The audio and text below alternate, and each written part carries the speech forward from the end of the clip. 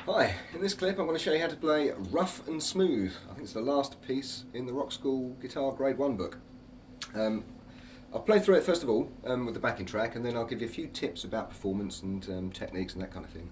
I shall then play it a second time with the tempo slowed down about 20%, and I shall finally then play it a third time with my own volume turned down, so you can see my hands where I've got to in the piece, if you know what I mean. But use the slow down backing track as a nice easy tempo backing track to practice the piece against. Right, I shall play the piece. Rough and Smooth. 1, 2, 1, 2, 3, 4.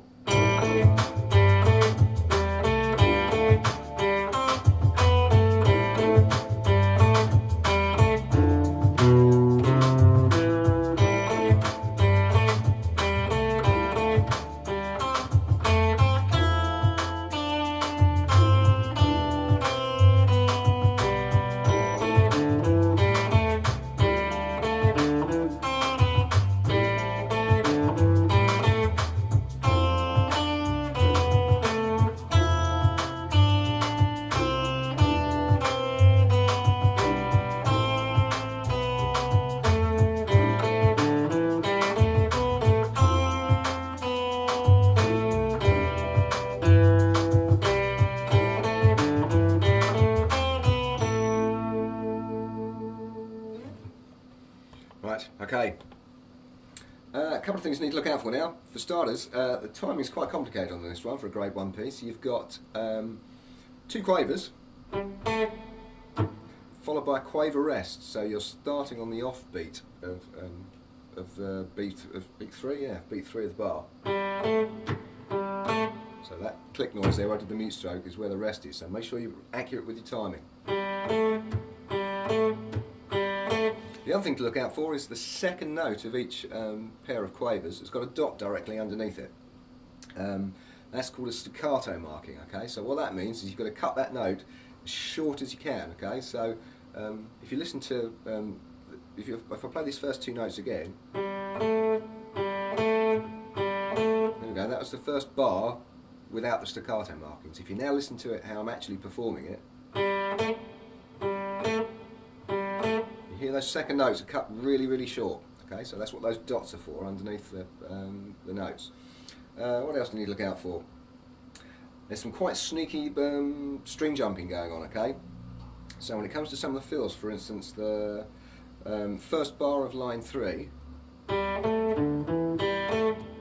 make sure you're nice and accurate, and again you don't let your open strings ring on. So once you've played the first 2 notes, make sure as you move to the next string, you've already stopped the note on the string you've just played, so you don't end up with it ringing together. You don't want that kind of thing, so make sure you're keeping it nice and clean. What else do we need to look out for? It's really just the timing, watching those staccato markings and rests, so get the timing nice and close. Again, you've got, when it goes to the sort of long sustained notes on bar 3 of the second line, you've got a dotted crotchet there, so a dot after a note rather than above or below, which is a staccato marking, as I've just explained. A dot after a note adds half its original value to its length. Okay, so if you've got a note that lasts a crotchet or 1 beat and you add a dot behind it, it's then a crotchet plus a quaver. So you're coming in, the second note is again on the offbeat. So nice long note there.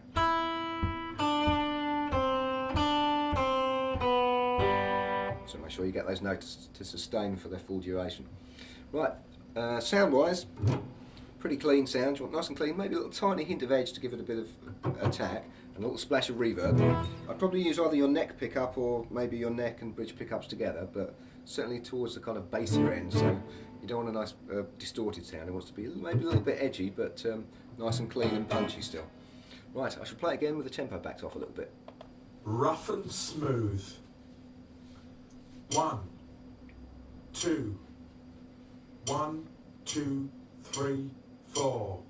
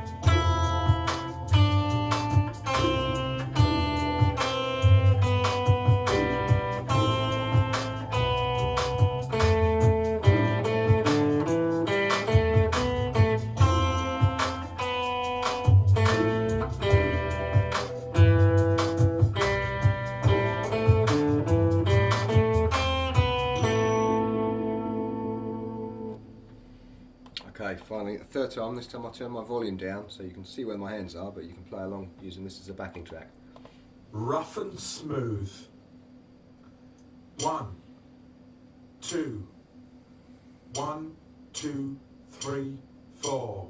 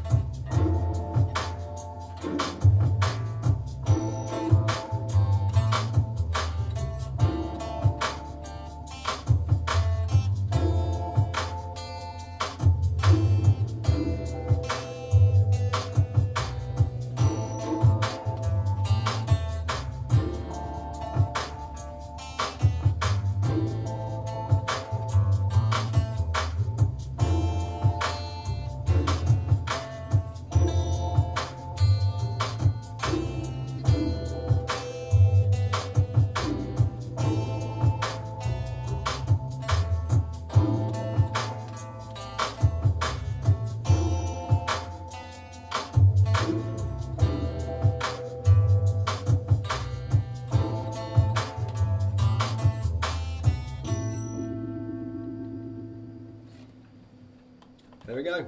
Hope that helps. Good luck.